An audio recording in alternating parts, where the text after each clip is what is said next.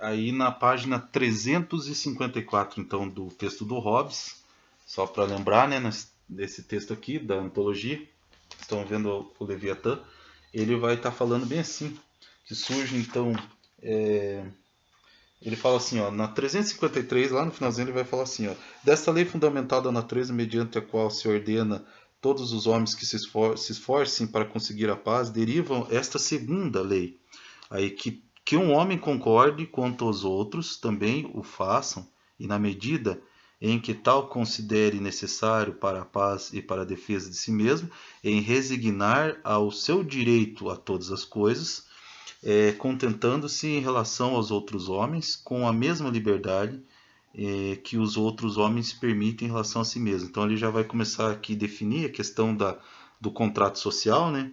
Quando a gente vai deixar de, de sabe, de que a gente vai renunciar ao nosso direito natural, né? No sentido de garantir a paz entre todos, né? Justiça e a mesma liberdade. Aí ele vai estar comentando no mesmo parágrafo que faz aos outros o que queres que te façam a ti.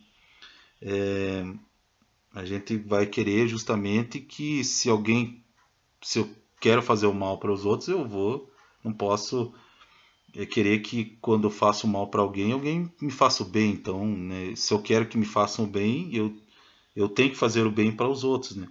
E aí ele vai na sequência, e ele diz que isso é uma lei do Evangelho, né, da Bíblia, né? Ele vai dizer assim, ali no próximo parágrafo, resignar a um direito a alguma coisa é o mesmo que privar-se da liberdade. Então ele já começa a já definir, né, o próprio contrato social, né? Aí lá embaixo ele fala assim, resigna-se a um direito simplesmente renunciando a ele, ou transferindo para outro, simplesmente renunciando, né? Quando não importa em favor de quem irá redundar o respectivo benefício, transferindo-o quando com isso se pretende beneficiar a uma determinada pessoa ou pessoas. Então aqui ele já está falando da questão da transferência e renúncia do poder, né? E aí na página 356 ele fala assim, lá no finalzinho, a transferência mútua de direitos é aquilo que se chama contrato. Então aqui a ideia é a seguinte, se então os seres humanos, eles no estado da natureza, vivendo pelo seu próprio instinto, pela sua própria força, sem nenhum poder que o controle, ele está vivendo o tempo todo em condição de guerra de todos contra todos, se não está brigando para defender o seu o seu fruto do trabalho, defender sua própria conservação, ele está o tempo todo desconfiado de que alguém vai tomar aquilo dele, ou por inveja da glória dele, ou por competição, ou por desconfiança também. E eu posso estar desconfiado do outro lá. Eu tenho um vizinho que é rico e eu sou rico. Nós dois temos um exército. Eu fico na desconfiança. Será que aquele cara não vai querer vir tirar do meu? Então eu vou invadir ele primeiro. Não vou deixar ele, não vou deixar ele tomar a iniciativa. Eu vou lá e eu vou trucidar a família dele inteira, o exército dele inteiro e tomar aquele lugar, porque eu não sei quando que ele não vai querer vir invadir o meu território, né? Então a gente está o tempo todo nessa desconfiança, nesse clima de guerra. E aí surge então a necessidade de a gente reconhecer que nesse contexto de guerra de todos contra todos é necessário que a gente, por benefício de todos, pela liberdade de todos, pela paz de todos e pela justiça de todos, a gente renuncie esse poder que nós temos de defender esse direito natural que a gente tem de defender a nossa própria existência e conservação e transfira esse poder para uma outra instância para que essa instância garanta a paz entre todos. Então nós somos vários grupos, nós temos desconfiança um contra o outro, a gente se odeia, a gente não gosta nem da nossa própria companhia, como o próprio Hobbes fala. Então a gente o tempo todo está nesse contexto de guerra de todos contra todos, a gente não sabe quando que vai ser invadido, quando que vão tentar tomar o que é nosso. Então todos nós desse grupo a gente percebe então que é necessário que todos nós então renunciem o direito que nós temos do nosso própria liberdade, do nosso próprio poder de nos conservar e transfira esse poder para alguém. Então é daí que surge o contrato social, né? Seria essa renúncia do poder que a gente tem, transferindo para alguma instância, que daí depois ele vai dizer que é o Estado ou é um soberano, né? Para que daí haja garantia da paz e da justiça. Vamos prosseguir aqui. Só um momento. Então, a gente estava ali na página 356, ele lá no finalzinho ele vai falar da questão do contrato, né? Quando a gente transfere então os nossos direitos para alguma instância, visando então um fim que é o benefício meu e de todos, né? A liberdade minha e de todos, a justiça e a paz minha e de todos, né? Então a gente está abdicando o nosso direito natural de se defender, de lutar contra os outros para justamente acabar com esse clima de guerra de todos contra todos, esse contexto de guerra de todos contra todos, porque daí todos vão estar, de certa maneira, aceitando um contrato, né? É uma coisa igual de todos para de todos esses envolvidos nessa condição de guerra de todos contra todos. Quando todos aceitarem o contrato,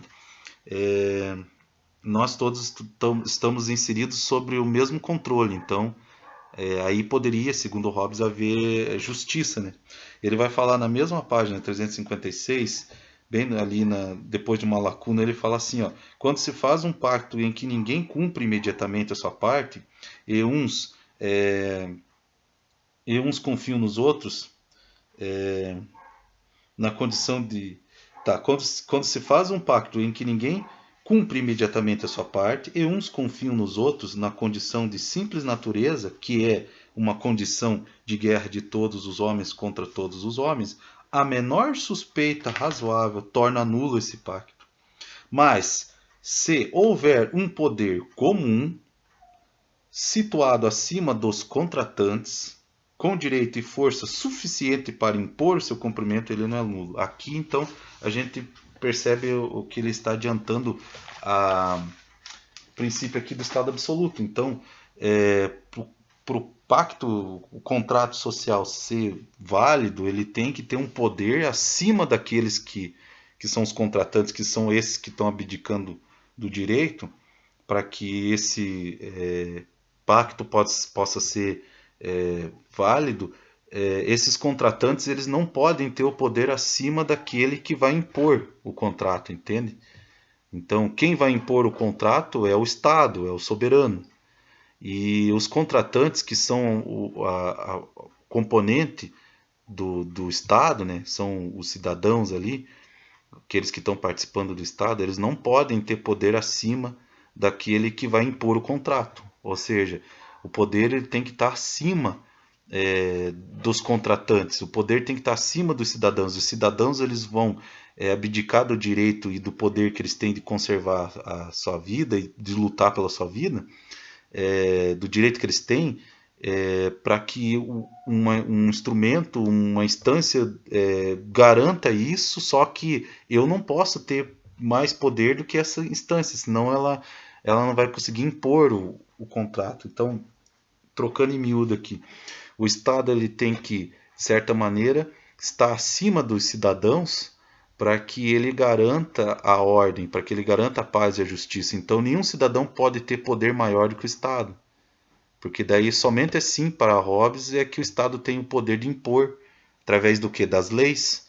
Impor o que? Impor as normas que vai regulamentar e vai garantir a paz e a justiça. Eu tive que dar uma pausa aqui porque a dona Maia, a supervisora, fez um terrorismo aqui. Né, dona Maia? Fez terrorismo aqui, né? Tá, ela tá com problemas hoje, gastrointestinais. Daí deu uma travada aqui. Mas também não é suficientemente. Não é suficiente existir o Estado também somente para impor. Porque o que adianta ter o Estado mandar, fazer leis, criar leis, mandar e ninguém respeitar isso, né? Então ele vai dizer na página 358 exatamente isso aqui. Ele vai falar assim, ó. Portanto, para que as palavras justo e injusto possam ter lugar é necessária alguma espécie de poder coercitivo capaz de obrigar igualmente os homens ao cumprimento de seus pactos, mediante o terror de algum castigo que seja superior ao benefício que esperam tirar do rompimento do pacto, e capaz de confirmar a propriedade que os homens adquirem por contrato mútuo. Então, o que ele está falando aqui é que, além disso, o Estado ele tem que ter o poder acima de todos, e ele tem que ter um instrumento coercitivo para que ele consiga fazer valer o pacto dele, para que as pessoas reconheçam que é mais justo e mais certo respeitar o pacto e respeitar as normas, do que quebrar esse pacto por interesse próprio, né? Como a gente já falou, que sempre está em voga aqui a ideia de que o ser humano ele é motivado pelo interesse próprio de conservação. Então, se ele vê que é vantagem quebrar o pacto, o Estado ele tem que coibir essa pessoa de uma forma, usar a força, se for necessário, para que todos os outros, inclusive a própria pessoa, perceba que é melhor que ela respeite o pacto e o contrato e as leis e respeite o Estado, né? Do que ela transgrida as normas, as leis, querendo tirar vantagem. Que a pessoa reconheça que é mais vantajoso ela respeitar as normas e o Estado do que desrespeitar. Ele vai também estar falando sobre uma questão moral aqui, né, do bem e do mal, na página 359, que ele vai estar falando que o bem e o mal são nomes. Tem a ver um pouco com o nominalismo, né, que bem e mal em si, talvez a gente não encontre ele na própria natureza, bem e mal, né, a natureza não tem essa questão do bem e do mal. Mas ele vai dizer que o bem e o mal são nomes que significam os nossos apetites e aversões, né? Os quais são diferentes conforme diferentes temperamentos, costumes e doutrina dos homens. Então, moralmente é relativo, né? Bem e mal, né? A gente pode tirar essa conclusão daqui. É meio que relativo o bem e mal. O que é bem para mim pode ser mal para o outro. Aí ele vai estar dizendo assim: portanto, quanto aos homens, isso na página 360. Os homens se encontram na condição de simples natureza, que é a condição de guerra. O apetite pessoal é a medida do bem e do mal. Por conseguinte, todos os homens concordam que a paz é uma coisa boa e, portanto, que também são bons o caminho e os meios da paz, os quais, conforme mostrei, né? Que são a justiça, a gratidão, a modéstia, a equidade e a misericórdia. E o restante das leis da natureza, né? São leis, né? Não são direito, né? Então a lei, que é uma coisa que a própria natureza também implica, né? Por razão. Isso é um ponto interessante também, que às vezes a natureza nos implica algumas leis, algumas coisas que a gente tem que cumprir por própria razão, por própria razão do ser humano. Ele percebe que, no caso, né, eu cometer ser grato e ser modesto, ou às vezes até ser justo com alguém, eu estou visando um bem para mim, né? Quando eu estou fazendo isso, por quê? Porque se eu for injusto com alguém, eu posso estar ferindo essa pessoa e cedo ou tarde ela pode estar se vingando de mim. Se eu for justo com ela, eu tenho mais chances dela ser justa comigo. Isso a própria natureza faz eu agir assim também. Isso é uma questão aqui moral, né? Pode ser que eles estejam perguntando isso também para o pessoal da prova de direito. Então, direito, as leis da natureza às vezes elas impõem por questão de reflexão mesmo do próprio ser humano, de a gente perceber que certas situações a gente tem que ser justo com uma pessoa ou ter gratidão com essa pessoa porque a gente está visando um bem nosso, nosso próprio bem e nossa própria conservação, do que eu ser injusto, ser perverso com alguém e depois essa pessoa me, se vingar de mim, né? Nem todo ser humano é capaz disso, né? A gente tem que pôr sempre em mente que o ser humano ele vai agir pelo interesse dele, mas às vezes a própria natureza impõe isso para nossa condição, né?